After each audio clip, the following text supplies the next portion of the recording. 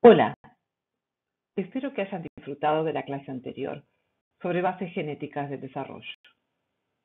En esta clase exploraremos las bases epigenéticas del desarrollo, dado que constituyen las claves fundamentales para la diferenciación celular. Estudiaremos los mecanismos génicos que hacen posible el tránsito desde un cigoto unicelular con un genoma único hacia un organismo multicelular complejo. El silenciamiento génico es el proceso que hace posible la diferenciación celular a lo largo del desarrollo.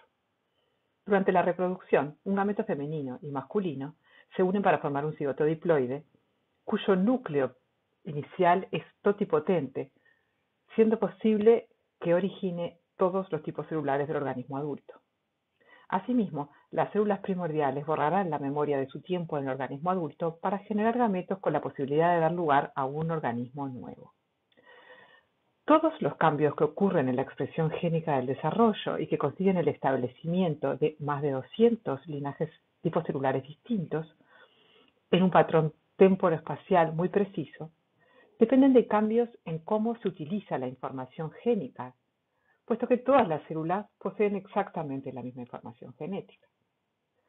Las diferencias en el uso de la información genética se consiguen por lo que llamamos mecanismos epigenéticos, los cuales involucran la estructura de la cromatina y proteínas reguladoras de la expresión génica. En esta clase hablaremos primero de epigenética y de los mecanismos moleculares que la hacen posible.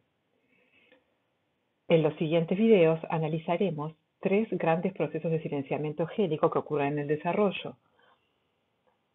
Hay uno que no vamos a ver, que es el silenciamiento de los repetidos del genoma, y vamos a mirar el silenciamiento del cromosoma X en las mujeres, que hace posible que exista la misma cantidad de expresión génica en hombres que tienen un solo cromosoma X y en mujeres que tienen dos cromosomas X por célula. Se conoce como compensación de dosis. El otro mecanismo es el silenciamiento génico diferencial que ocurre en los gametos femeninos y masculinos.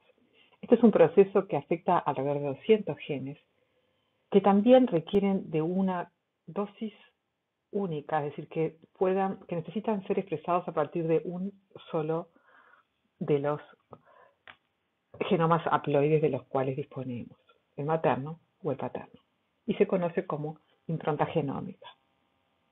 Por último, veremos el silenciamiento remodelador, que involucra los cambios en la cromatina que establecen y mantienen la expresión génica que define la identidad de los diferentes tipos celulares.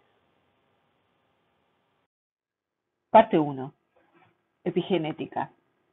Remodelado y mantenimiento del epigenoma. La epigenética involucra variaciones de la cromatina y no de la secuencia del ADN de una célula. Cambios en la compactación u organización del ADN modifican entonces la expresión génica. El paisaje epigenético de Waddington es una metáfora de cómo la regulación de la expresión génica modula el desarrollo. Waddington nos pide que imaginemos una bolita que corresponde al cigoto rodando colina abajo hacia el espectador. Hay una primera alternativa de rodar hacia la derecha o hacia la izquierda. A lo largo de los siguientes caminos aparece una segunda alternativa similar. Las canicas muestrarán los surcos en la pendiente y se detendrán en los puntos más bajos. Estos puntos representan los destinos de las células, es decir, los tipos de tejido.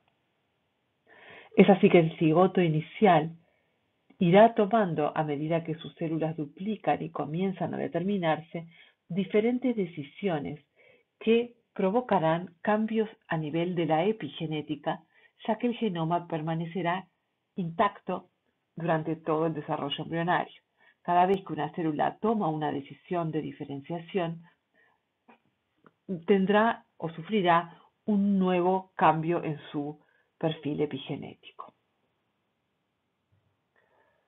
Durante el desarrollo, factores externos o ambientales, tales como por ejemplo la exposición a un morfógeno, alteran la expresión génica y esto conduce a cambios en la estructura de la cromatina que son específicos. Estos cambios son persistentes y heredables a la progenie celular durante la mitosis de las células hijas a la que sufrieron el cambio epigenético. Estos cambios pueden, sin embargo, ser reversibles en condiciones muy particulares como la reprogramación celular. Veamos entonces en qué consisten estas modificaciones epigenéticas que ocurren en el desarrollo, a qué niveles ocurren y qué efectos producen sobre la expresión génica. La expresión selectiva de genes que dará lugar al patrón de proteínas que determinan la identidad de la célula diferenciada es controlada por la cromatina, quien actúa como un filtro para el uso de la información genómica.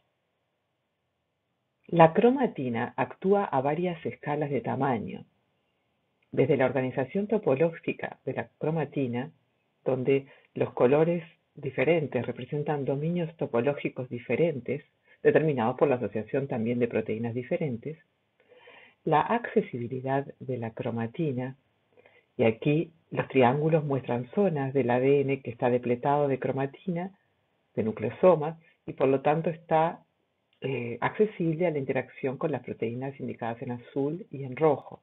Aquí vemos entonces en gris los nucleosomas armados. Luego las modificaciones de las histonas, en la cual se están mostradas aquí como círculos de colores representando cada una de las distintas modificaciones covalentes que se pueden realizar sobre la cola N-terminal de las histonas. Y por último, la metilación del ADN en las citocinas que vimos previamente. La cromatina entonces está decorada por modificaciones y enlaces de diferentes factores que son específicos para la función de la secuencia del estado transcripcional.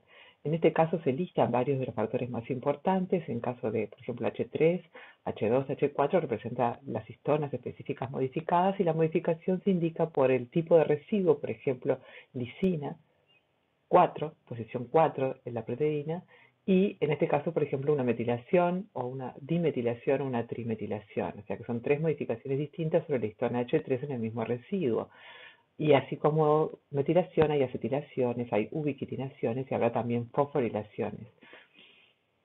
Además, tenemos proteínas específicas que marcan, como CTCF y coenzima, el límite de dominios topológicos diferentes, actúan como barrera de la expansión del estado cromatínico a nivel de la cromatina. Aquí tenemos también la RNA polimerasa 2, que también su asociación está marcando un estado particular de la cromatina, y aquí la metilación del ADN como cambio químico específico. El tipo de modificaciones, el conjunto de modificaciones que tiene una región del ADN determinará que el gen que se incluye dentro de la región sea activo o reprimido. Y fíjense que sabemos hoy que en los genes activos, los enhancers se encuentran asociados a este tipo de modificaciones indicadas aquí intensamente y a un nivel bajo de metilación del ADN, así como una ausencia de este tipo de modificaciones. Esto pasa un poco distinto para el promotor y para el cuerpo del gen, donde habrá otro tipo de modificaciones que identifican a los genes activos.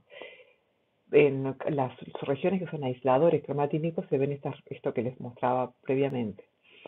Ahora, cuando un gen está reprimido, fíjense que el tipo de modificaciones de su cromatina son totalmente distintos, desapareciendo todas las marcas cromatínicas activadoras y manteniéndose ahora otro tipo de modificaciones bien distintas, que son las que mantienen el estado reprimido de la cromatina. ¿Sí? Aquí hay un incremento mayor de la metilación a todo nivel del gen.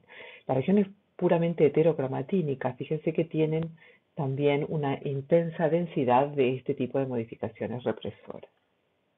Por lo tanto, las modificaciones epigenéticas en el desarrollo ocurren a varios niveles: empaquetamiento de la cromatina, posicionamiento de nucleosomas, modificaciones de histonas y metilación del ADN, y producen distintos efectos sobre la expresión génica, activación y represión de diferentes intensidades. Sabemos entonces en qué diferentes estados epigenéticos puede estar un gen. Sin embargo, ¿cómo es posible que los patrones epigenéticos se modifiquen con el tiempo a lo largo del desarrollo? ¿Cómo es posible que se establezcan perfiles epigenéticos en respuesta a la inducción en un momento determinado del desarrollo, por ejemplo con un morfógeno, y luego se mantenga como una memoria fija en un linaje celular específico? El epigenoma cambia durante el desarrollo en respuesta a las señales inductoras que activan proteínas modificadoras de la cromatina. Diversas proteínas modificadoras alteran el estado cromatínico en respuesta a esa señal. Entre ellas distinguimos enzimas que se llaman escritoras y enzimas que se llaman borradoras. Dentro de las escritoras que modifican a las histonas están las histonas acetiltransferasas y las histonas desacetilasas. También tenemos enzimas que adicionan grupos metilo a las histonas metiltransferasas o metilasas de histonas. En forma similar, tenemos enzimas escritoras en relación a escribir metilación del ADN, que conocemos como DNA metiltransferasas, y enzimas borradoras de la metilación que conocemos como TET, eso del ADN. Y luego tenemos otras enzimas para cada uno de los tipos de modificaciones que hemos visto en las histonas, como fosforilaciones, ubiquitinaciones. Las modificaciones, una vez que se establecen en virtud de la modificación de la actividad de estas enzimas en respuesta a una señal, se heredan y mantienen a través de las divisiones celulares, incluso cuando la señal iniciadora ya no está presente, garantizando la memoria de la identidad epigenética del linaje celular. Veamos con más detalle los cambios que ocurren específicamente a nivel de la cromatina. Aquí tenemos un esquema que resume las modificaciones posibles del octámero de histonas que forma el nucleosoma en las colas N-terminal de las histonas. Principalmente me gustaría que observen los dos tipos de proteínas modificadoras de histonas que vimos, que son las escritoras, enzimas que adicionan modificaciones a las histonas, y las borradoras, enzimas que remueven esas modificaciones. Además, en el esquema se muestra otra clase de proteínas, las lectoras.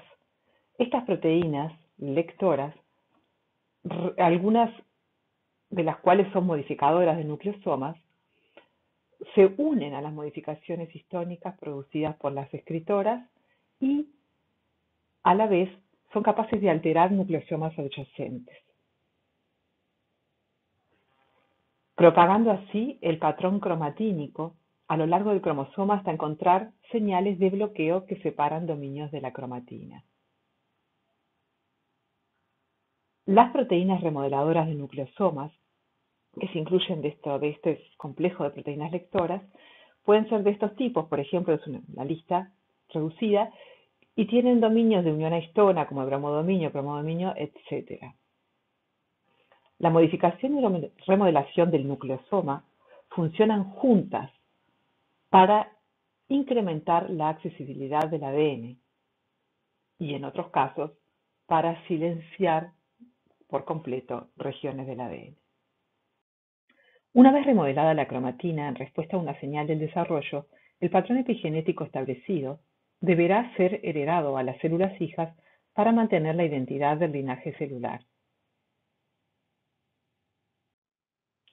Esto es posible porque cuando la célula prolifera no solo se replica la secuencia del ADN, sino también el estado cromatínico en el que éste se encuentra empaquetado. Observemos una horquilla de replicación con dos hebras recién sintetizadas en que las histonas antiguas tienen colores oscuros y las nuevas colores más claros.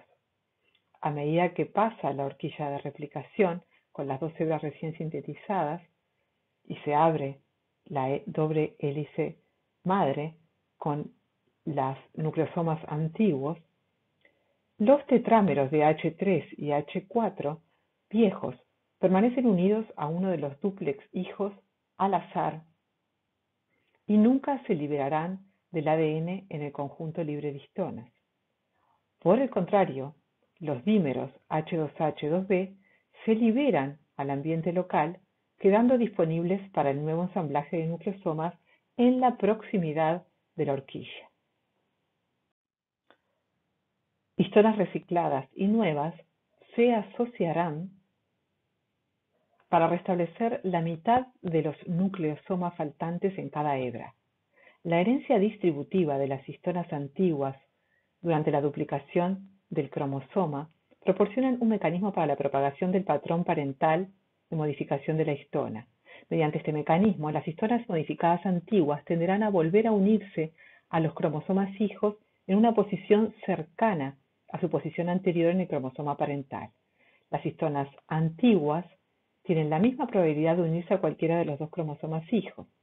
Esta herencia localizada de histonas modificadas asegura que un subconjunto de las histonas modificadas se ubique en posiciones similares en cada cromátida hija. Observemos qué ocurre con la acetilación de las histonas H3 y H4 señaladas con las flechas azules. La acetilación en sí misma recluta a una histona acetiltransferasa a través de la unión de un bromodominio al residuo modificado.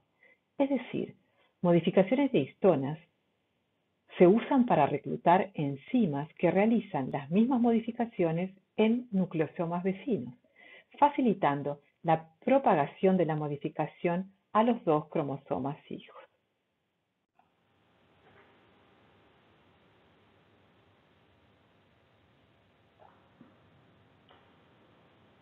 Si bien este es un ejemplo de una modificación activadora, se heredan tanto estructuras cromatínicas activadoras como represoras. Veamos entonces uno de los ejemplos de herencia de complejos represores de la cromatina. Los complejos represivos Polycomb 1 y 2, PRC1 y 2, son represores muy utilizados para silenciar epigenéticamente regiones del ADN a lo largo del desarrollo.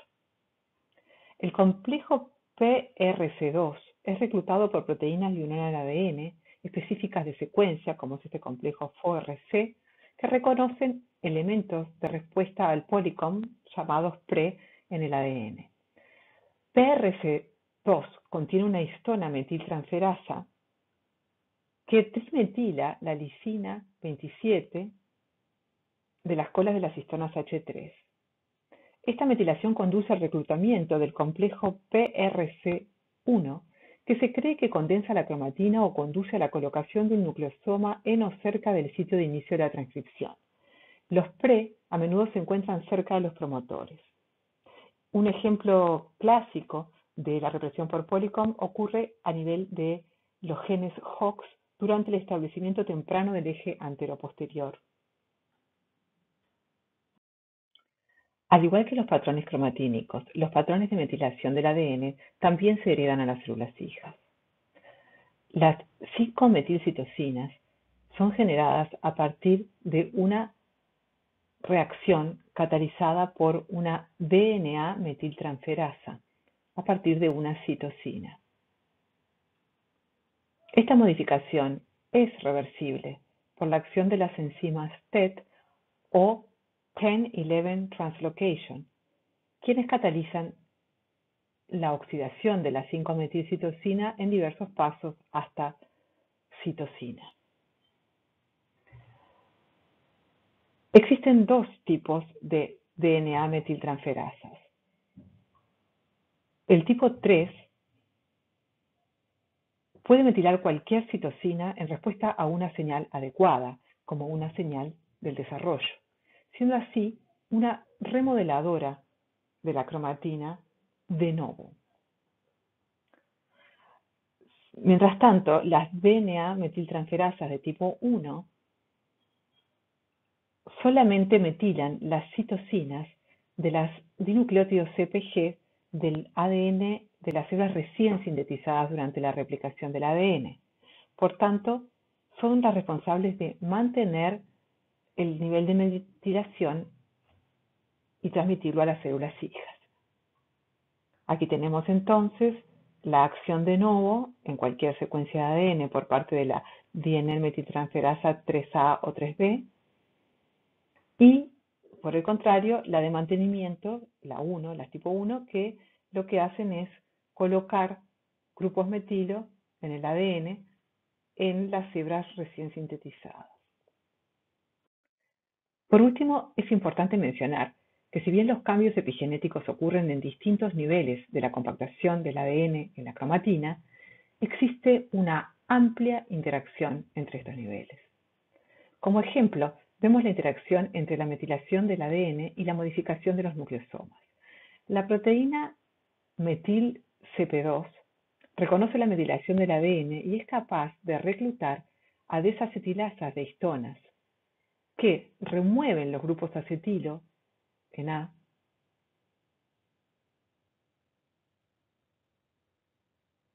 o puede reclutar también a metiltransferasas de histonas que adicionan grupos metilo a las histonas B. Estas modificaciones, ambas, promueven la estabilidad del nucleosoma y el empaquetamiento fuerte del ADN, reprimiendo así en forma colaborativa la expresión de los genes. Es decir, que la metilación del ADN provoca un silenciamiento génico por sí mismo, pero la unión de MECP2 recluta complejos remodeladores de nucleosomas que son capaces de incrementar el silenciamiento y lograr un bloqueo completo del silenciamiento de los genes que se encuentran en esa región. Las reprogramaciones epigenéticas durante el desarrollo son mayores y también menores. El proceso de expresión génica diferencial a lo largo del desarrollo implica el silenciamiento progresivo de genes que se logra por estas programaciones epigenéticas. Dentro de las globales o mayores, distinguimos dos, la que ocurre en el embrión temprano y la que ocurre en la línea germinal. Luego tenemos muchos eventos de programación epigenética menor que afectan a grupos específicos de genes que determinan los diferentes tipos de diferenciación celular. El dibujo muestra la programación epigenética y reprogramación durante el ciclo de vida del ratón. La reprogramación global del paisaje genético marca la conversión de células diferenciadas a estados totipotentes o pluripotentes. Tras la fusión de los gametos, espermatozoide y ovocito en el cigoto y también en los progenitores de las células germinales después de su especificación desde el epiblasto somático del embrión postimplantacional. Es notable que dos poblaciones de células pluripotentes se pueden establecer ex vivo, es decir, en cultivo. Estas son las embryonic stem cells o células embrionarias y las células germinales embrionarias o EGCs, que derivan de la masa celular interna del blastocisto y de las PGCs en el estadio 8.5, 13.5 respectivamente. Los principales eventos de remodelación, por ejemplo la desmetilación del ADN y la reactivación del cromosoma X, se resaltan en la figura mediante flechas de colores. TE es el trofoectodermo y EP es el endodermo primitivo. La reprogramación epigenética en la línea germinal es particular en el sentido que ocurre en dos fases. En la primera fase es durante la migración de los progenitores, de las células progenitoras germinales hacia las crestas genitales en la etapa 10.5 y una segunda etapa que ocurre al llegar a las gónadas, donde se produce la detención mitótica o meiótica en este momento. Por otro lado, las reprogramaciones epigenéticas son diferentes entre los genomas paternos y maternos luego de la fecundación. En realidad, los gametos masculinos y femeninos se encuentran en un estado genómico de silenciamiento epigenético global. Una vez que ocurre la fecundación, lo que va a haber es una activación transcripcional y esa activación ocurre en estas etapas, hasta el embrión de 2 células. Pero el genoma paterno está mayormente sujeto a una remodelación en la etapa de cigoto, ¿sí?, en la cual se observa la pérdida de asociaciones o modificaciones represivas y la ganancia de modificaciones de histonas y características epigenéticas que son típicas de los genes activos. Por el contrario, en el genoma materno lo que se ve es una pérdida gradual de las modificaciones represivas en las subsiguientes divisiones del clivaje.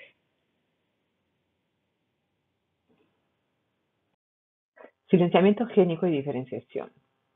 En la segunda parte de este tema hablaremos de las remodelaciones epigenéticas globales que involucran el silenciamiento del cromosoma X en las mujeres y el silenciamiento diferencial o impronta de los gametos femeninos y masculinos.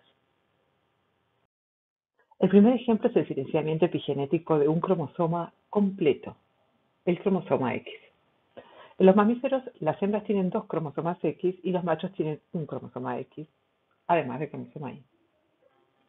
La dosis de cromosomas X y de los genes localizados en el cromosoma X es entonces distinta en ambos sexos, habiendo el doble en las hembras que en los machos. Esto genera un problema y de hecho cuando hay 2 cromosomas X activos ocurre la letalidad. Por lo tanto, existe un mecanismo de compensación de dosis, el cual se logra mediante la inactivación de uno de los cromosomas X en las mujeres, de modo que entonces tanto las mujeres como los hombres tendrán una sola dosis de cromosoma X. En esta fotografía se señala con la flecha el corpúsculo de Barr en un núcleo interfásico de una célula bucal humana femenina. La cromatina del cromosoma X está en un estado físico diferente al del cromosoma X activo, que no se distingue, y durante la interfase, mientras otros cromosomas se extienden, y ya los hilos de cromatina es imposible que se distingan bajo el microscopio óptico, el cromosoma inactivo permanece condensado en una forma altamente compactada de cromatina, que se llama heterocromatina, que no se transcribe mayormente y se ve claramente en las células como el cuerpo de Barr. Barr es el apellido del Dr. Murray Barr, que lo identificó y describió por primera vez estudiando gatos, un ginecólogo. El cromosoma X heterocromatinizado, entonces aparece aquí en las hembras, pero no aparece en los machos, en hombres y mujeres. Se señala con la flecha. Los 2 cuerpos oscuros en el núcleo en realidad son los nucleolos y este tercer cuerpo que se observa sobre las hembras es el corpúsculo de Barr. La prueba de corpúsculo de Barr, de hecho, se utilizó en los Juegos Olímpicos del 68 para detectar a aquellos atletas masculinos que supuestamente pasaban como mujeres fenotípicamente y tenían una ventaja competitiva. Y de hecho, este estudio permitió la identificación de algunos competidores que que realmente desconocían su condición genética y tenían realmente una condición cromosómica masculina. Y por diferentes errores genéticos no tenían un fenotipo tal. El mecanismo de inactivación del cromosoma X se puede dividir en 3 fases: iniciación, propagación y mantenimiento. Durante el inicio, uno de los 2 cromosomas X de las hembras se define para su inactivación. Aquí se indica el Chromosome Inactivating Center en una zona del cromosoma X. La fase de propagación se llama así porque la inactivación comienza en uno de los 2 cromosomas y se extiende desde el centro de inactivación en ambas direcciones hacia los extremos de los cromosomas. La propagación requiere de la transcripción de un gen muy particular llamado SHIST, que codifica para un ARN que nunca se traduce a proteína.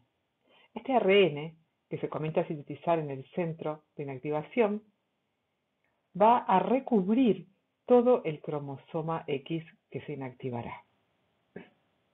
Después del recubrimiento, el ARN de CIS además se asocia a proteínas que contribuyen a la compactación de la cromatina generando el corpúsculo de Barr. El mantenimiento se refiere a la replicación del cromosoma compactado durante las divisiones celulares posteriores que permitirá la herencia del mismo estado de compactación y por lo tanto el mantenimiento del cromosoma X inactivo compactado. Cada vez que una célula somática se divide en un mamífero hembra, el cuerpo de Barr se replica para producir 2 cuerpos de Barr, uno para cada célula hija. Los eventos moleculares que dan lugar a la inactivación del cromosoma X son similares a los que vimos ya previamente y se descubrieron realizando investigación en la diferenciación de células madres embrionarias femeninas. Durante el inicio de la inactivación se comienza por un cromosoma X que está activo con una transcripción por la RNA polimerasa 2. El comienzo de la transcripción del gen que produce ARN GIST es el que va entonces a comenzar la inhibición de la transcripción de ese cromosoma. Uno de los primeros eventos, entonces después del recubrimiento, es la pérdida de estas marcas de histona eucromáticas y a la vez la deposición de nuevas marcas de histonas que son las que ocurren en los genes silenciados. Aquí se marcan varias de ellas. En el momento entonces en que esto se empieza a propagar, también se propagan las marcas histónicas represoras. Aparece también en acción el complejo Polycomb 2 y el complejo Polycomb 1, ¿sí? Trabajando sobre proteínas específicas y contribuyendo entonces al empaquetamiento mayor de la cromatina en esa región. En etapas posteriores, los complejos Polycomb ya no están presentes y lo que sí ocurre en el último etapa es una metilación profusa del ADN por DNA metiltransferasas que sobre todo van a silenciar genes a nivel de la metilación de las islas CpG en los promotores. Otro evento importante es la incorporación de una isoforma muy específica de H2A que se llama macro H2A, característica del corpúsculo de Barr.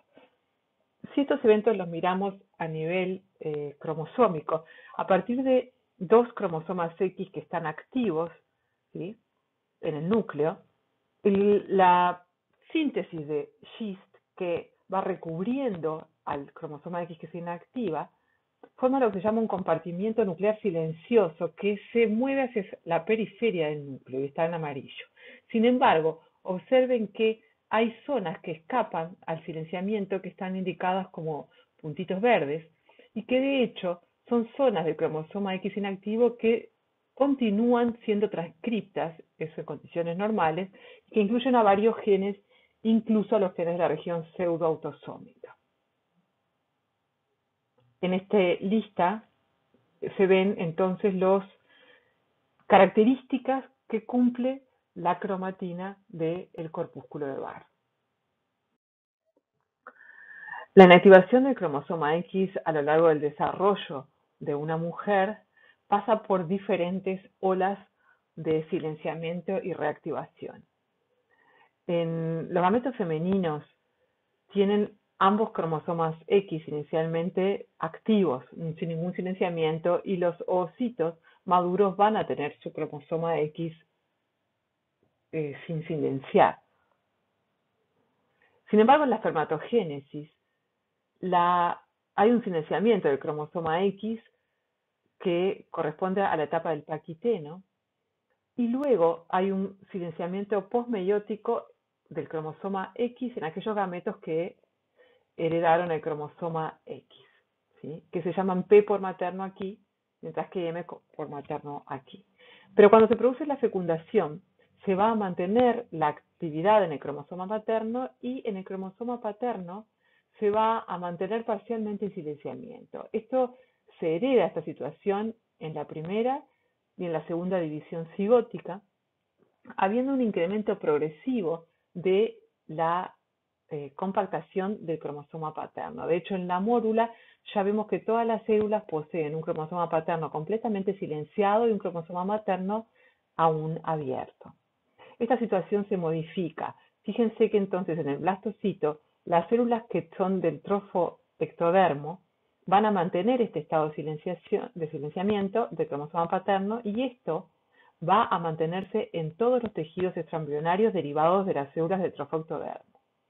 En cambio, en las células del macizo celular interno va a haber un borrado del silenciamiento paterno, por lo tanto una reactivación que conduce a que la célula va a tener ahora 2 cromosomas X activos transitoriamente. Esto va a cambiar rápidamente en el estadio de 6.5.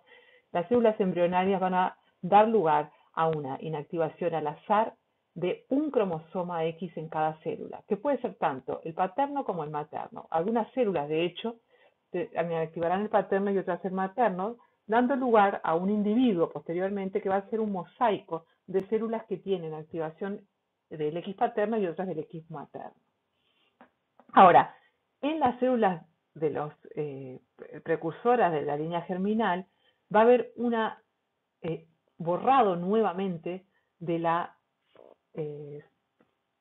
compactación del cromosoma X, que se hereda de aquí, para proporcionar ahora células que no tienen ninguna memoria del silenciamiento genético del X y que van a entonces producir luego gametos que tienen ambos cromosomas X activos y al final uno de ellos activo.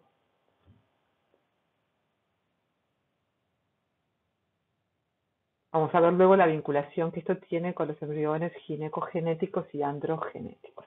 En definitiva, el cromosoma X durante el ciclo sufre 2 tipos de inactivación.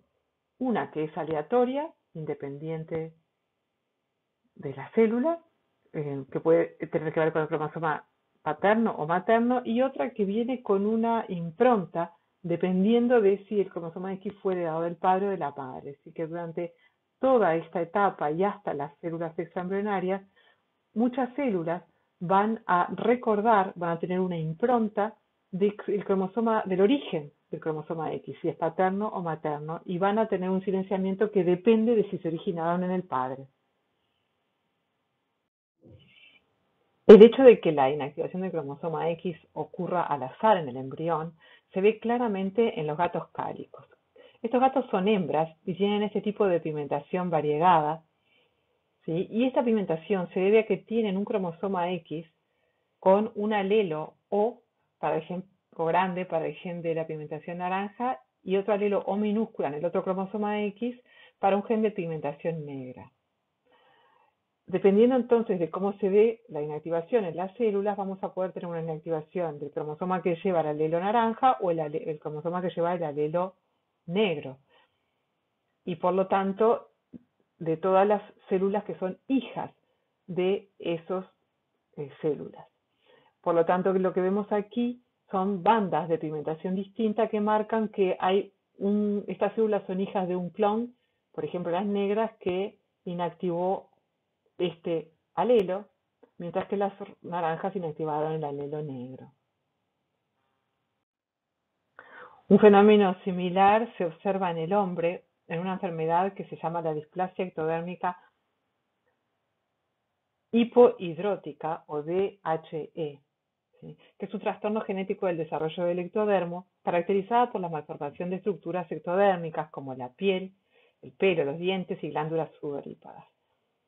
Es una enfermedad muy rara, de una prevalencia de 1 en 15.000 y incluye 3 subtipos que son bastante similares, pero la que comparten esta sintomatología de una disminución en la sudoración, que además ocurre en regiones específicas de la piel, en zonas que tienen glándulas normales y zonas que tienen piel sin glándulas. Es un tipo también de variegación. El tipo más común, que se llama el síndrome de CST, por Chris-Siemens-Turenne, es causado por un gen que está ligado al cromosoma X, ¿sí? Entonces, evidentemente, lo que se hereda es una única mutación en uno de los cromosomas X, y el hecho de que los cromosomas X se vayan a inactivar al azar durante el desarrollo hace que algunas de las células del cuerpo inactiven el alelo mutante, ¿sí? Por lo tanto, den lugar a una pigmentación normal, mientras que otras inactiven al alelo normal, dejando expresar solo al alelo mutante y generando estas zonas de pigmentación y de un desarrollo de la piel anormal. Hablemos ahora de la otra forma de silenciamiento global, que es el silenciamiento diferencial, que ocurre en los gametos femeninos y masculinos y que se conoce como impronta genómica y tiene que ver también con la dosis génica para un grupo de genes. Para el desarrollo normal se requieren gametos femeninos y masculinos para la formación del cigoto, es decir, se requieren de cigotos biparentales. Usando experimentos de trasplante nuclear, se construyeron cigotos que poseían dos núcleos provenientes del mismo progenitor, por ejemplo, dos núcleos paternos de gametos del mismo individuo, o dos núcleos maternos, es decir, de gametos de la misma hembra. Veamos qué ocurre entonces cuando se usan dos gametos provenientes de mujeres, dos núcleos de gametos de mujeres. Lo que ocurre es que hay un desarrollo anormal caracterizado por un crecimiento fetal potenciado y un escaso desarrollo de los anexos extraembrionarios, que resulta en un bloqueo del desarrollo embrionario y es inviable. Ahora, ¿qué ocurre cuando tenemos un experimento de trasplante nuclear con dos gametos paternos? O sea que es androgenético en vez de ginecogenético. Lo que observamos en este caso es un desarrollo fetal muy reducido y un crecimiento extraembrionario muy aumentado que lleva a un crecimiento embriónico muy retardado.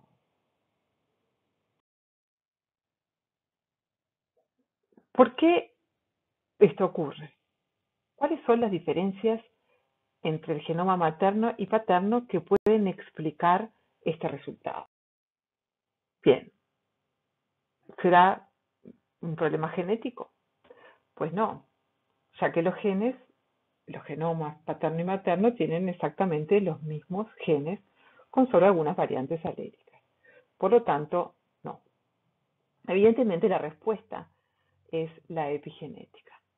Es decir, que va a haber variaciones que involucran a la cromatina entre el genoma paterno y materno que provocan silenciamiento y activación diferencial de genes. Esto sí puede ser, y de hecho, esto es lo que conocemos como impronta epigenética. Existe un grupo de genes que son silenciados epigenéticamente de un modo diferencial en el óvulo y en el espermatozoide, o en el espermatozoide durante la gametogénesis. Estos diferentes genes que se silencian en el óvulo o en el espermatozoide van a permanecer silenciados en los cromosomas provenientes de esos gametos en el desarrollo embrionario. Aparentemente este es un mecanismo que surgió para evitar la partenogénesis y en ese sentido les recomiendo para su diversión y entretenimiento una película que se llama No más hombres después de este punto y fantasea con la idea de un universo alternativo en que los humanos empezaron a reproducirse por partenogénesis y desde ese momento la reproducción sexual fue cada vez más rara y la mayoría de los bebés comenzaron a ser del sexo femenino. Y los dejo ahí para que se diviertan con esta película. Los genomas parentales o maternales entonces vimos que no son suficientes para sostener el desarrollo. Los genomas paternos y maternos tienden a expresar distintos tipos de genes que son importantes en el desarrollo temprano. El marcaje epigenético del genoma de un organismo diploide con respecto a su origen parental es lo que conocemos como impronta genómica. Es una marca que hace diferente la epigenética de los cromosomas que provienen del gameto femenino en comparación con los que provienen del gameto masculino. El concepto de impronta genómica, del inglés imprinting, es de un fenómeno epigenético, o sea que es reversible y que no es mutacional, que no cambia la secuencia del ADN. Aquí tenemos un ejemplo de un locus que está sujeto a imprinting. Fíjense que esta es una región del cromosoma 7 en el ratón que tiene codificado el gen IGF, Insulin Growth Factor 2, y el gen H19, uno contiguo al otro. Y miren cómo, si este está en el cromosoma 7, que proviene del gameto masculino, entonces lo que vamos a ver es que se expresa IGF-2 y no se expresa H9.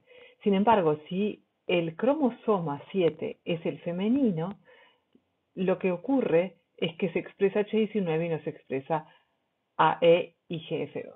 Esto implica que hay una impronta, hay un recuerdo del origen cromosómico que determina una expresión diferencial de estos genes en el cromosoma 7 materno o paterno.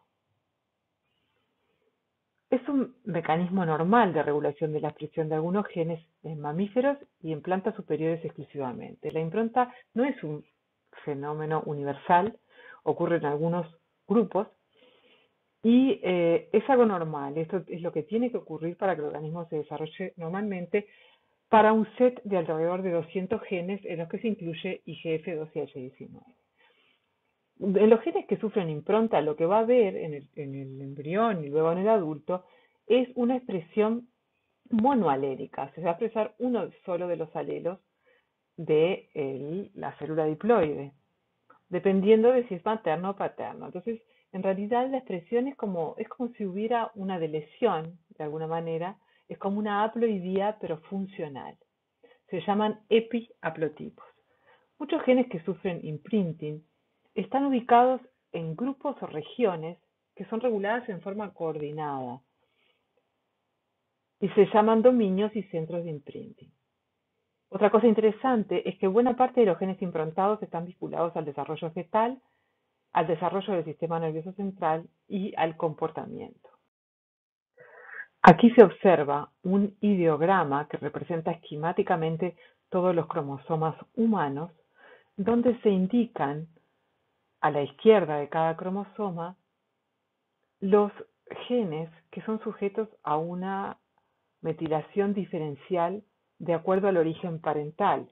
Por eso se llaman también Parental of Origin Differential Methylation, o sea, POF, y se marcan en rojo aquellos que son metilados según su origen materno y los que son en azul metilados paternos. Entonces ven que hay un montón de genes en todos los cromosomas que son sujetos de imprinting, ¿sí? En particular, aquí hay un clúster muy grande en el cromosoma 15, en el cromosoma 19 vemos cómo hay regiones del genoma donde se agrupan varios genes que están sujetos al mismo tipo de impronta. Las características epigenéticas de los genes improntados que permiten la expresión diferencial, posibilitando la expresión a partir de un alelo, de un origen parental y inhibiendo la expresión del alelo del otro origen, se indica en este esquema de estos dos alelos hipotéticos. Aquí vemos entonces la presencia de una isla CPG que está cerca del inicio de la transcripción del gen y lo que vemos es que el silenciamiento en este caso estaría producido por una intensa metilación del ADN en la región de la isla CPG, que hace que los nucleosomas entonces se compacten. En el caso del alelo activo, lo que ocurre es primero una ausencia de metilación a nivel del ADN y la presencia de modificaciones de histonas de tipo acetilación que separan entonces a los nucleosomas, permitiendo entonces el ensamblado del complejo de transcripción. La asociación, entonces la impronta tiene nuevamente una base en la metilación diferencial, en la acetilación diferencial de histonas, y va a tener sin duda consecuencias también en lo que es la estructura topológica del ADN y su empaquetamiento en esas regiones. Asimismo, tal como lo vimos para las grandes reprogramaciones en el desarrollo, estos estados de cromatina se van a ir heredando en las divisiones mitóticas de la célula, es decir, que las células hijas van a seguir heredando que el cromosoma, este cromosoma que provino originalmente de uno de los progenitores, se mantenga silenciado por este mecanismo y el otro se mantenga activo por este mecanismo. Veamos entonces cuál es la dinámica de la impronta genómica a lo largo del desarrollo. Cada individuo recibe genes improntados de sus padres, en este caso se representa un cromosoma, su origen materno y paterno, y se indican dos diferentes genes que se expresan en uno o en otro genoma. Aquí tenemos entonces el cigoto y aquí el mantenimiento de la impronta, es decir, del estado cromatínico en el cromosoma paterno y materno diferencialmente. Eso se va a mantener en las células somáticas a lo largo del desarrollo embrionario.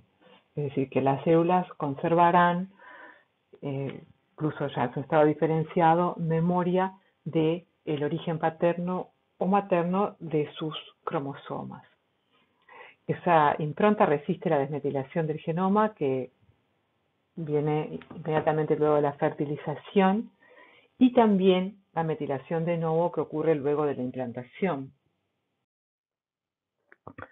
Una cosa diferente ocurre en la línea germinal. En la línea germinal tiene que haber un borrado, un reseteado completo de la impronta, porque los gametos ahora van a ellos mismos tener su propia impronta como única, como gameto femenino o como gameto masculino. Esta impronta se borra por desmetilación del ADN alrededor del día 12 a 13 del desarrollo, y se establecen las nuevas improntas por metilación de novo, mediada por la dienel-metiltransferasas 3, en etapas tardías del feto, que de acuerdo al sexo van a diferir en función de cómo ocurre, ¿sí?, la meiosis en cada uno de los sexos. Entonces aquí tenemos un esquema donde se ve la línea femenina, la gametogénesis femenina y la gametogénesis masculina arriba, y se observa entonces cómo comienzan a la impronta en la formación de los gametos, que ocurre a diferentes tiempos en cada uno de los sexos, ¿sí?, obteniéndose entonces un gameto femenino con una única impronta y un gameto masculino con una única impronta, que van a regenerar esta asimetría epigenética que tienen los cromosomas dependiendo de su origen materno y paterno. Veamos entonces cuál es el efecto de la impronta genómica sobre la segregación de alelos en una descendencia. Para esto vamos a un ejemplo en ratones, en que en la parte superior se muestra un par de cromosomas homólogos que portan un gen A, ¿sí?, en la cual hay dos alelos, uno naranja y otro amarillo. Esto es una hembra, esto es un macho, y en este caso lo que vemos es un gen que sufre impronta de un progenitor. Digamos que este es el cromosoma proveniente del padre, y el gen tiene entonces impronta paterna, de modo que en ambos células somáticas de estos individuos se estaría expresando solamente el alelo que está dentro del cromosoma de origen materno, que es el amarillo, ¿sí? Aquí entonces, una vez que estos individuos generan gametos, se produce una remoción, un borrado del imprinting durante la meiosis, de modo que en los gametos femeninos se va a dejar que los dos alelos, que los dos genes expresen el gen, mientras que en la línea germinal masculina se va a silenciar por metilación la expresión de este gen, tal cual ocurre en cualquier impronta de origen paterno. Ahora observen entonces cómo cuando estos individuos, estos gametos, se fecundan, podemos obtener, ¿sí?, a partir de estos cruzamientos, dos individuos, dos ratones con el mismo genotipo, naranja y amarillo, pero como heredan estos alelos de diferentes progenitores, en este caso el amarillo del progenitor masculino silenciado, y en este caso, perdón, el naranja, y en este caso el amarillo silenciado, se va a obtener una expresión en este ratón del alelo amarillo y en este ratón del alelo naranja. Igual genotipo y diferente fenotipo. Esto es una excepción muy importante al comportamiento genético clásico. Es decir, que los genes improntados van a tener un tipo de herencia diferente a la que se espera para un carácter mendeliano. Esto lo podemos ver mejor si lo pensamos de otra manera. Imagínense que Aquí tenemos dos ratones normales, los que acabamos de ver, pero que portan un alelo deleterio en un gen con impronta paterna, que en este caso es este gen, y digamos que el gen mutante sería el alelo naranja, ¿sí? Ahora entonces ustedes podrán ver que si seguimos este mismo razonamiento de cómo se produce la impronta después de resetearse la línea germinal, lo que va a pasar es que vamos a tener estos dos ratones, mismo genotipo, pero este ratón va a ser normal, mientras que este ratón, ya que es el que expresa el alelo mutante, va a ser enfermo. Veamos entonces ahora un ejemplo real de una patología humana que es el síndrome de Prader-Willi y Angelman, dependiendo si la mutación es de origen paterna o materna. Entonces veamos el cuadrado de Punnett en el cual se indican diferenciados, ¿sí?, el origen de la línea germinal de la mutación. Miren aquí tenemos entonces el cromosoma 15, que es donde está el gen que porta la mutación y generalmente por deleción de una región que lleva varios genes en esa deleción. Cuando la deleción viene en el gameto femenino, ¿sí?, mientras que en el gameto masculino no hay ninguna deleción, este individuo va a sufrir el síndrome de Angelman. El síndrome de Angelman clínicamente presenta un retardo mental severo, marcha inestable, ataxia, epilepsia y se caracteriza por un estado de ánimo alegre que se ve en la sonrisa de estos niños, a los que se les ha dado llamar Happy Puppet Syndrome, como si fuera una marioneta alegre, por el tipo de, digamos, de comportamiento. En el caso de que la deleción del cromosoma 15 venga en el genoma paterno, es decir, en el espermatozoide, ¿sí?, que fecunda a un óvulo normal desde el punto de vista del cromosoma 15, se produce el síndrome de Prader-Willi. Este síndrome es bien diferente que el de Angelman. Presenta una hipotonía central, baja estatura y problemas de crecimiento, obesidad, hiperfagia, hipogonadismo, infertilidad, retraso mental leve a moderado, ¿sí? Entonces fíjense cómo el mismo cambio genético, dependiendo de dónde viene, de qué tipo de gameto viene la mutación, va a producir dos síndromes muy distintos. Evidentemente, si hubiera el caso de una fecundación de dos gametos que los dos tienen la deleción, sería letal. Cuando analizamos los genes contenidos en la región deletada del cromosoma 15 que produce estos síndromes, vemos que esa región contiene varios genes, ¿sí? En celeste se indican los genes que se expresan a partir del cromosoma heredado del padre, y en rosa los genes que se expresan a partir de los alelos que se expresan en la madre. Observen que en el medio se centra lo que se conoce como el Imprinting Control Region o ICR, que es una zona rica en CPG que puede ser entonces metilada en forma diferencial. En este caso estará metilada en el genoma materno y desmetilada en el genoma paterno. Y esa diferencia en esta región central determina un patrón diferente de expresión de los genes hacia la derecha y hacia la izquierda.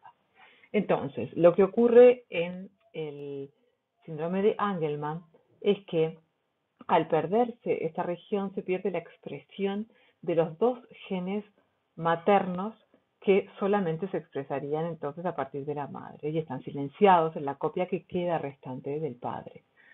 En el caso opuesto, el síndrome de Prader-Willi, lo que se estarían perdiendo son otro grupo de genes, dado que estos en celeste son los únicos que se expresan a partir del genoma paterno, quedando entonces, si bien están los genes, están silenciados los que quedan en el genoma materno. En el momento se han identificado solo 8 enfermedades humanas que tienen causa de impronta o imprinting. Son enfermedades raras y fundamentalmente han servido para la comprensión de lo que es la conversación entre el genoma y el epigenoma en el hombre.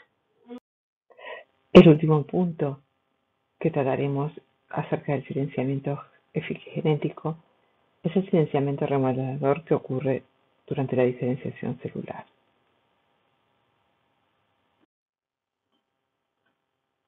Hemos visto la impronta genómica y la inactivación del cromosoma X, y aquí nos compete revisar aspectos de cómo se mantiene el estado celular diferenciado.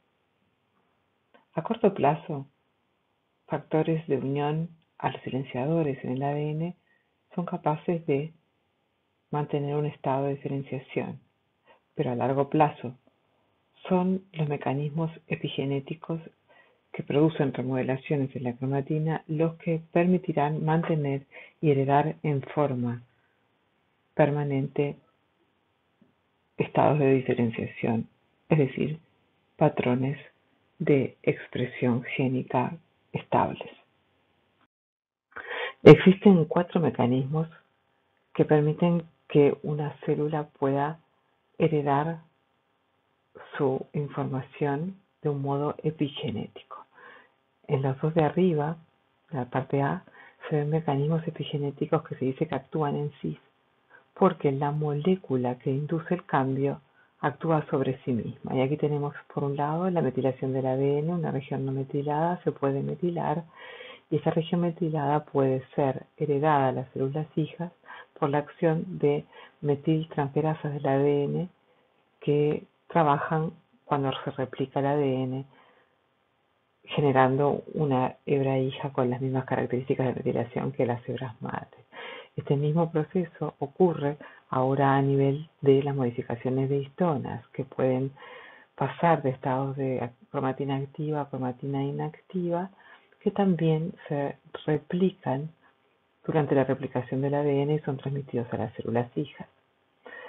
La regulación epigenética se da también de modos que no tienen que ver con el cambio directamente asociado al ADN. En este caso son mecanismos que actúan en trance, es decir, la molécula inductora, por ejemplo A, actúa sobre otra molécula, en este caso el ADN. Aquí tenemos una célula que no sintetiza una proteína y comienza a sintetizarla, la proteína A, en respuesta a una señal. Y como esta proteína es un factor activador de la transcripción de su propio gen, entonces se produce una retroalimentación positiva, y este tipo de retroalimentaciones positivas pueden ser transmitidas a las células hijas en la medida que el factor A está en el citoplasma de la célula madre y puede pasar al de las hijas. Algo diferente que no hemos visto es la propagación epigenética de un estado celular por la vía de las proteínas. En este caso, proteínas normales pueden cambiar su conformación para plegándose mal y produciendo agregados proteicos o proteínas mal plegadas tipo priones. Estas proteínas mal plegadas propagan el mal plegamiento de las proteínas del mismo tipo, y esa propagación se pasa de una célula hija a sus células madre. Disculpen, de las células madre a las células hijas. Las células pueden combinar estos mecanismos para garantizar que los patrones de expresión génica se mantengan y hereden de manera precisa y confiable durante un periodo de hasta 100 años o a veces más, en nuestro propio caso. Estos mecanismos de propagación de estados celulares se desencadenan como señales extracelulares que modifican la expresión génica, y esa modificación de la expresión génica se hereda por los mecanismos epigenéticos. En este caso, por ejemplo, una transducción de señales o la acción de hormonas esteroideas van a provocar una actividad de factores de transcripción que se unen en el núcleo a los promotores o enhancers de los genes que regulan, activando o inhibiendo su transcripción. Esta situación de expresión génica, este patrón que afecta a muchos genes, es transmitido a las células hijas por varios mecanismos, que como vimos, los controles de feedback positivo, la metilación del ADN y los cambios en la cromatina. Es decir que iniciado el cambio luego es mantenido y propagado en las sucesivas generaciones por mecanismos específicos. La diversidad de tipos de célula que una célula madre puede generar in vivo define su potencia natural. Durante el desarrollo partimos de una célula totipotencial a una sucesiva pérdida de potencialidad, pasando de pluri, multi, a un progenitor, un precursor y una célula diferenciada. Este es un ejemplo particular para la diferenciación de neuronas, pero es lo mismo que ocurre en otros tejidos.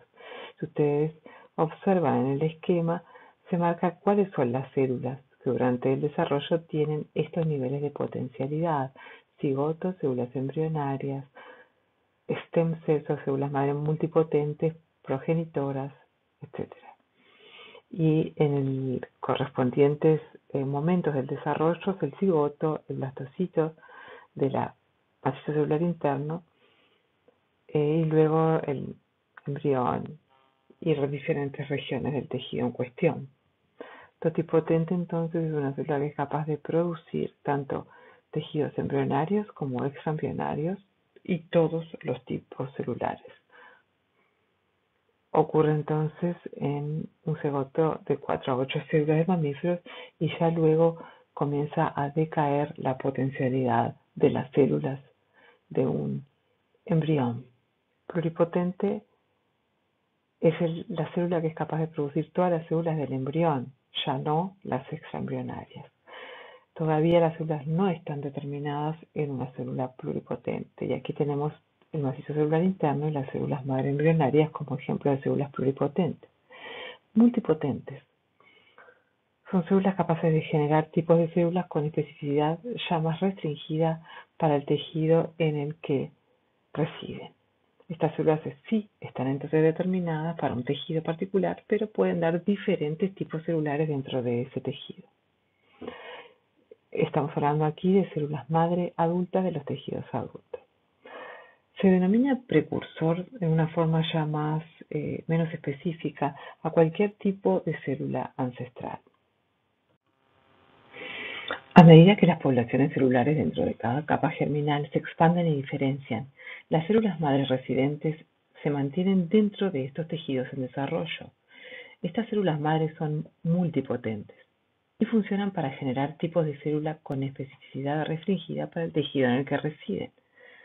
Del intestino embrionario al adulto, intestino delgado o el tubo neural hasta el cerebro del adulto, juegan células madre multipotentes papeles críticos en la alimentación de la organogénesis en el embrión y la regeneración en los tejidos adultos.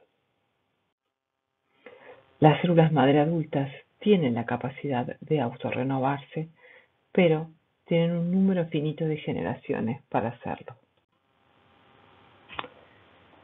Las células madre adultas tienen la capacidad de dividirse simétricamente para producir entonces la autorrenovación, y también pueden dividirse asimétricamente para producir una célula un paso más adelante en su camino de determinación, que se llama la célula stem ya determinada. La célula madre comprometida produce uno o muy pocos tipos de células a una célula progenitora que es de amplificación transitoria, que puede proliferar en varias divisiones y se compromete luego a diferenciarse en un tipo particular de célula. Las funciones básicas de las células madre giran en torno a la autorrenovación y diferenciación. Pero, ¿cómo se regulan las células madre para que se autorrenueven o pasen al otro diferente estado que sería la diferenciación, en una forma coordinada para satisfacer las necesidades de patrones morfogenéticos del embrión y el tejido maduro? Se sabe que la regulación de las células madre está altamente influenciada por el microambiente que rodea una célula madre y que se conoce como el nicho de las células madre. Los principios comunes de regulación de las células madres involucran varios mecanismos extracelulares indicados aquí, que involucran células o interacción con la matriz extracelular, factores parácrinos y secreciones cercanas de células vecinas. Pero también involucra mecanismos que son intracelulares, los cuales incluyen la regulación por determinantes citoplasmáticos, la regulación transcripcional a través de una red de factores de transcripción y la regulación epigenética que ocurre a nivel de la cromatina. Diferentes patrones de accesibilidad de cromatina influyen en la expresión génica relacionada con el comportamiento de las células madre. Habiendo repasado estos conceptos, veamos el paisaje epigenético de Waddington desde la perspectiva del potencial de desarrollo y los estados epigenéticos de la célula en cada etapa del desarrollo. En violeta se indica la célula de mayor potencial, totipotencial o cigoto, que tiene una desmetilación global del ADN. Un poquito más abajo en la colina nos encontramos con las células pluripotentes, cuya identidad ya mencionamos. Las mismas tienen, desde el punto de vista epigenético, cromosomas X activos, una represión global de la diferenciación que es causada por las proteínas del grupo complejos Polycomb, y tienen también una baja metilación de sus promotores. Todas condiciones que permiten la pluripotencialidad. En la medida que las células disminuyen su potencial proliferativo, su potencial de diferenciación, un poco más, transitan hacia abajo, se tornan células multipotentes, entre ellas las células madre adultas, y las células que son reprogramadas, de las cuales no hablamos ahora. Estas células tienen ya una inactivación del cromosoma X, tienen una represión de las células específicas del linaje que está activa por las proteínas Polycomb, y tienen ahora ya hipermetilados varios promotores. Finalmente, cuando la célula consigue su estado terminal de diferenciación, ya tiene un único tipo celular.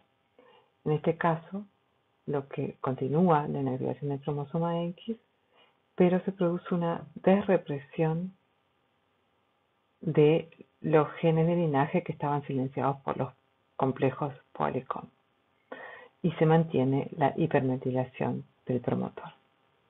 Entonces, esta es una mirada más moderna sobre la situación más específica de la cromatina en los diferentes pasos del desarrollo.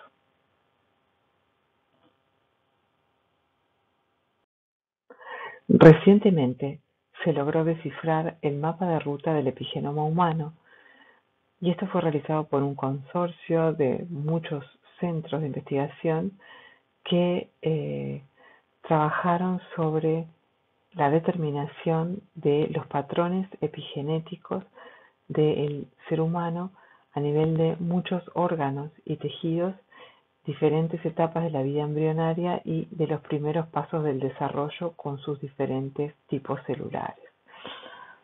Aquí se ve en esta figura los diferentes análisis que se hicieron sobre cada una de estas células, que involucran el transcriptoma, es decir, la determinación de todos los transcriptos que expresa la célula, la determinación de dónde se ubican y cuántos tipos de modificaciones de las histonas hay, cuán accesible es la cromatina a lo largo de todo el genoma, y tenemos también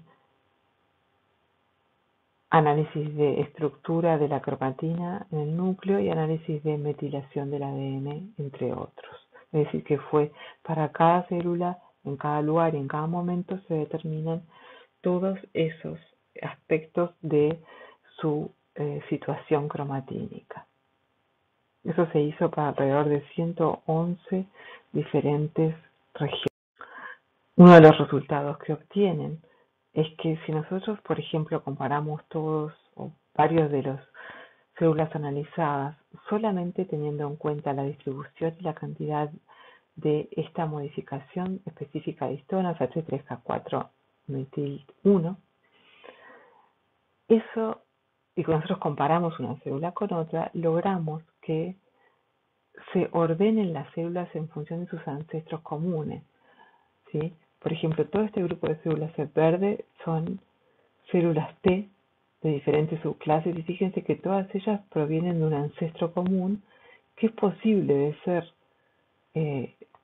identificado este tipo de relaciones solamente por un tipo de modificaciones de histonas presentes en las células diferenciadas. Si miran en más detalle, acá en diferentes colores se marcan diferentes linajes, células derivadas de la misma célula precursora que se pueden ordenar perfectamente solo en base a un tipo de las modificaciones de histona.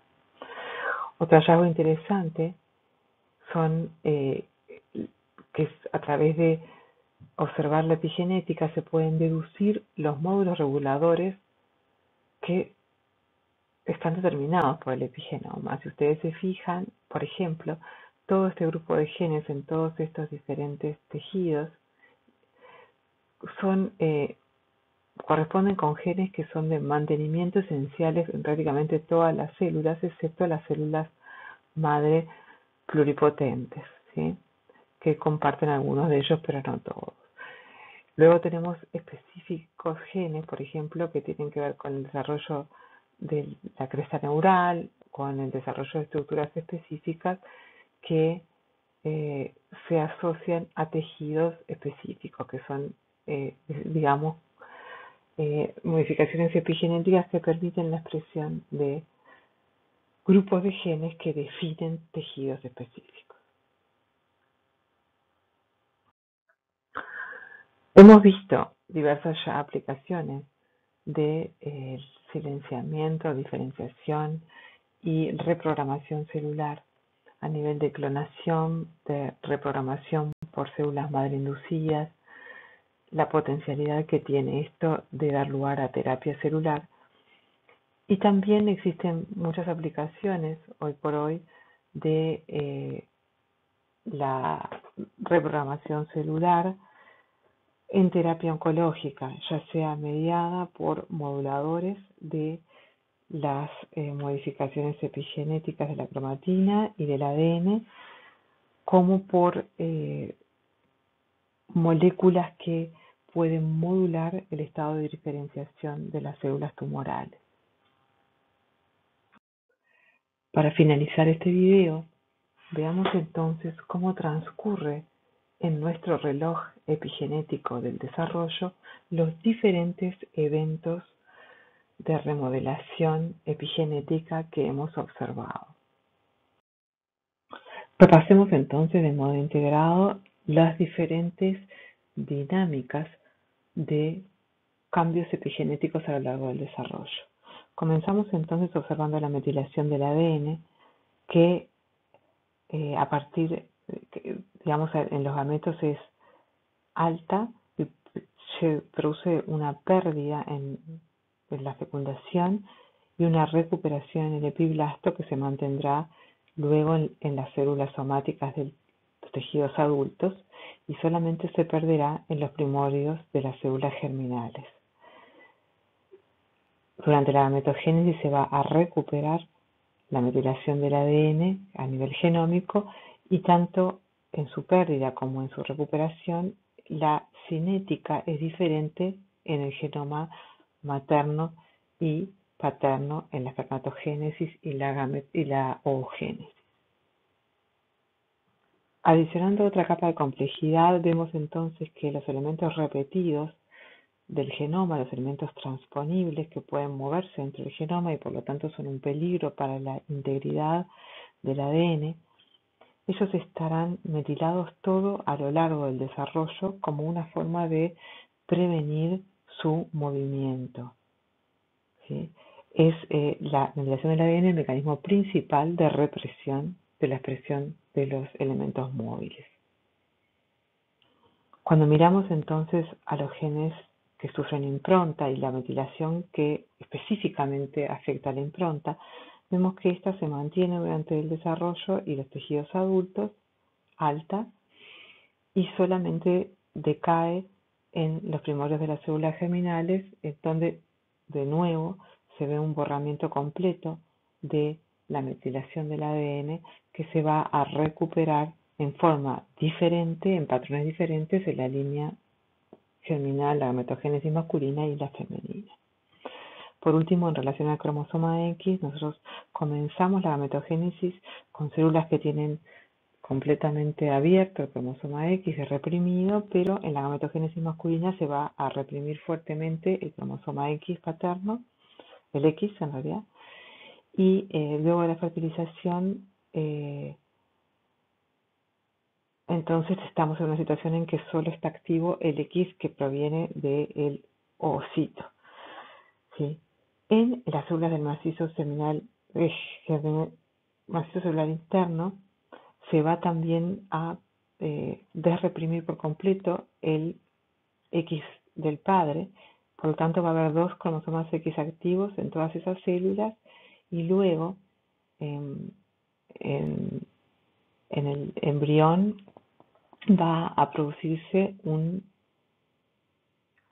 inactivación al azar de uno de los cromosomas X.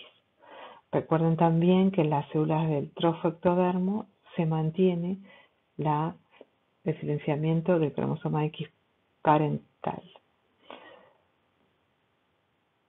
Y después en el adulto va a haber siempre uno de los cromosomas X inactivo en las mujeres y el único cromosoma X activo en los varones. Por lo tanto, siempre hay una metilación de uno de los cromosomas sexuales, el X.